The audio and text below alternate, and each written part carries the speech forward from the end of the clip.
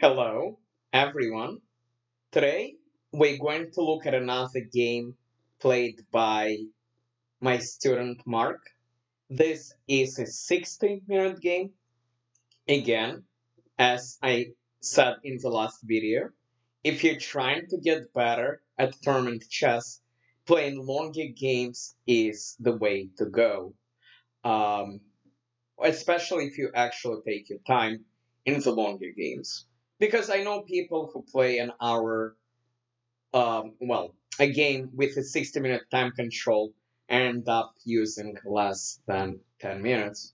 So you need to play games with longer time control if you're trying to get better at tournament chess and you actually need to take your time while doing it.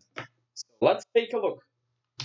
E4, E5, knight 3, knight C6, actually D6. I expect a knight C6, which is the main move, but D6, the Philidor defense. Mark is playing against someone rated just under 1600. Mark plays one of the main moves, just developing the bishop. Knight F6. At first, it looks like knight G5 can work here, but it actually does not. And the reason it does not, um, well, I'm not sure if it will let me move pieces on the board. Of course not. Okay, so let me show you. Let me switch to lead chess. I'm going to show you one interesting and fun thing. Um,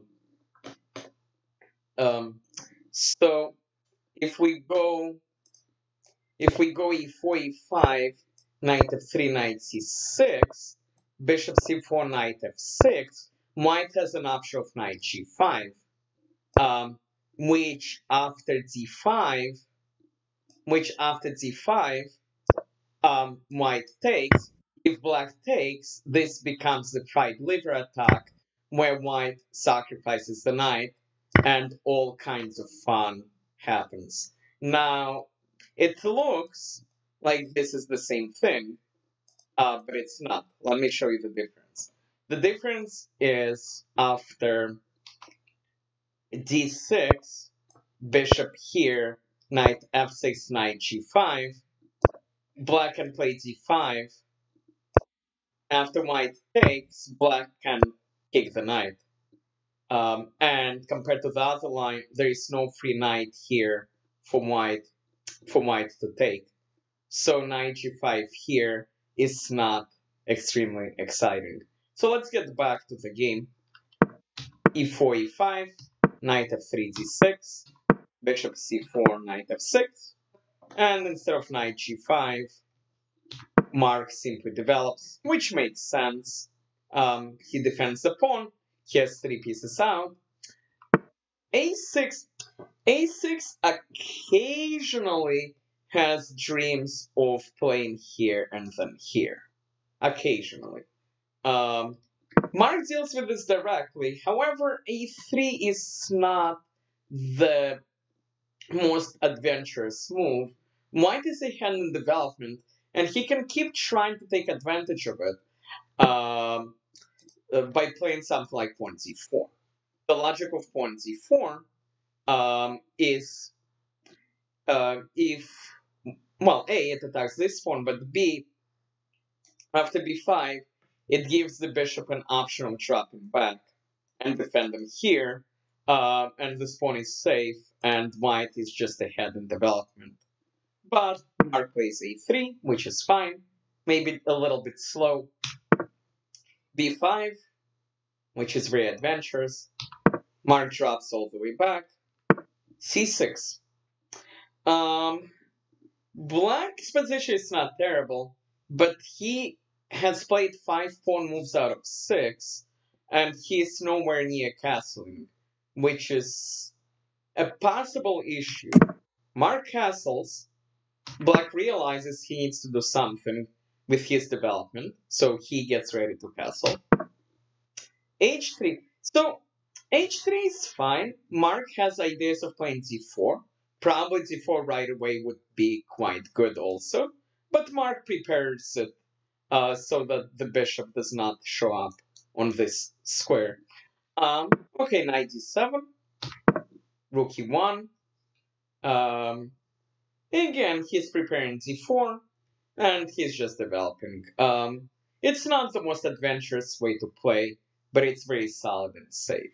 The only downside I see is black can maybe try to play c5 and make d4 much, much harder to accomplish.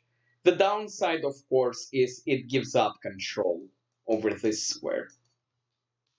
Okay, bishop b7, and finally d4 happens. Okay, black took.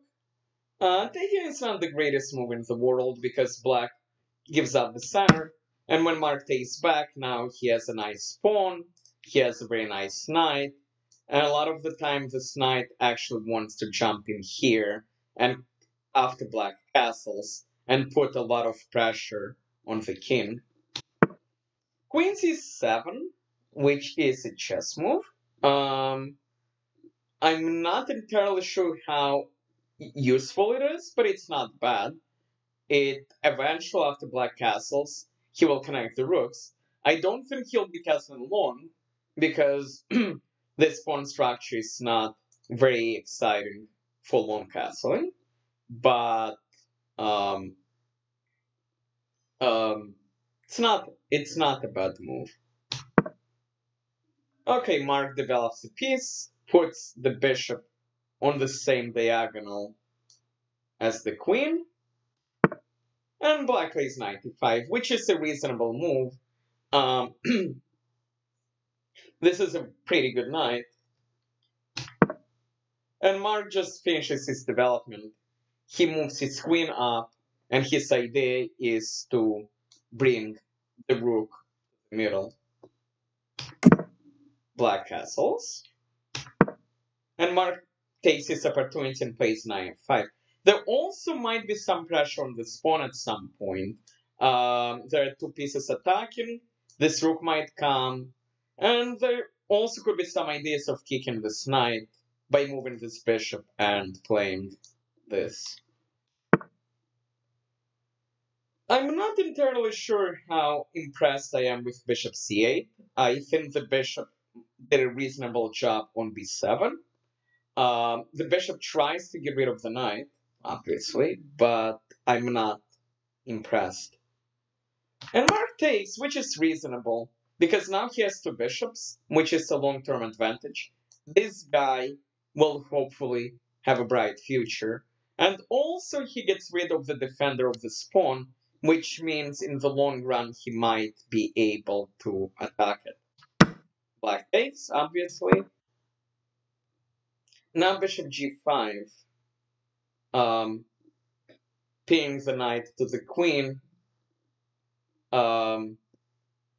and we have ideas. We have a number of ideas now because not only is there a pin, but now there could be ideas of f4. Black plays here, which I mean, this knight looks good for one move until white gets rid of it, because now takes, and then rook d1.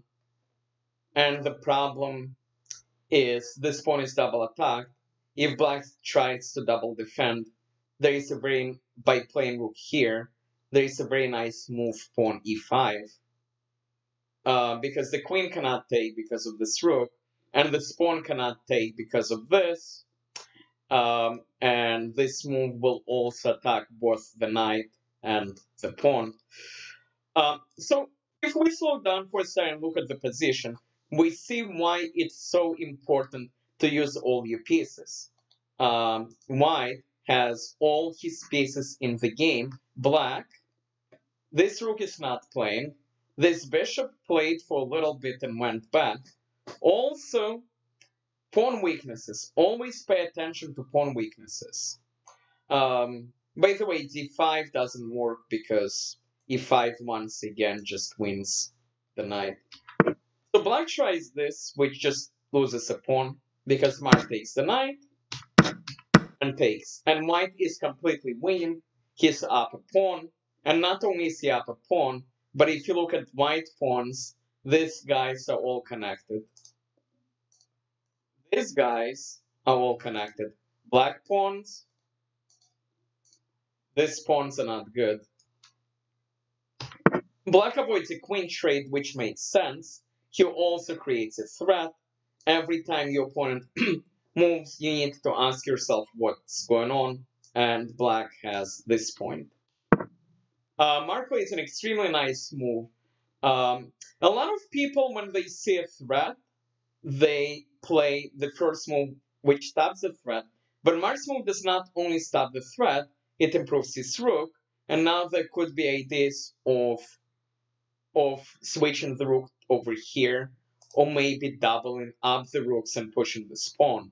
So when you see a threat, don't just play the first move, which deals with it. A black defends his pawn, but this is not the greatest bishop in the world. Well, at least he might want to play here now. So Mark plays rook g3 immediately, improves the rook, attacks the queen sidesteps, and now queen f6. Which looks like a one-move threat, but there is a little bit more to it. Obviously there is a pin, so might is trying checkmate. But the point is, after black deals with this, by playing g6, now all the pieces are coming to the attack. We have this rook here. This rook also attacks the bishop. Maybe the bishop needs to move back and attack the rook, because by playing this move, Mark gets a free move, and he uses this move to bring his last piece into the attack. And this is actually interesting, because at first it looks like Mark is blundering a knight. This is free. However, there is a plan behind it. I'm going to let you think for a couple of seconds, pause your video, and try to figure out what white will do if black takes the knight. If black takes, the queen does not defend the pawn anymore, and white will unleash a beautiful rook g6 sacrifice, which is a check. If the king moves here, this is checkmate. And if black takes the rook, this unleashes the power of the other rook, and then queen here will be checkmate. So black cannot take, but the problem is this knight is going to join the attack. This is a beautiful, beautiful demonstration of how to use all your pieces and make them work at their fullest. g5 stops knight f4, or so it seems, but knight f4 anyway, taking advantage of this. There is a pin here. The queen is attacked. Black blundered queen by playing bishop here, and then resigned. But the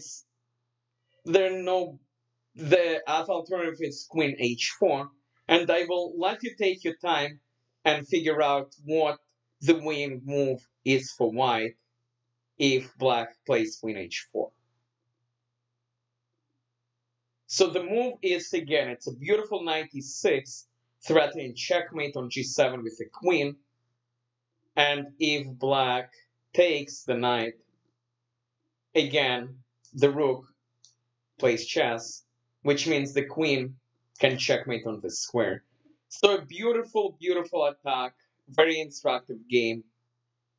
One of the best attacking games played by any of my students. Very, very impressive.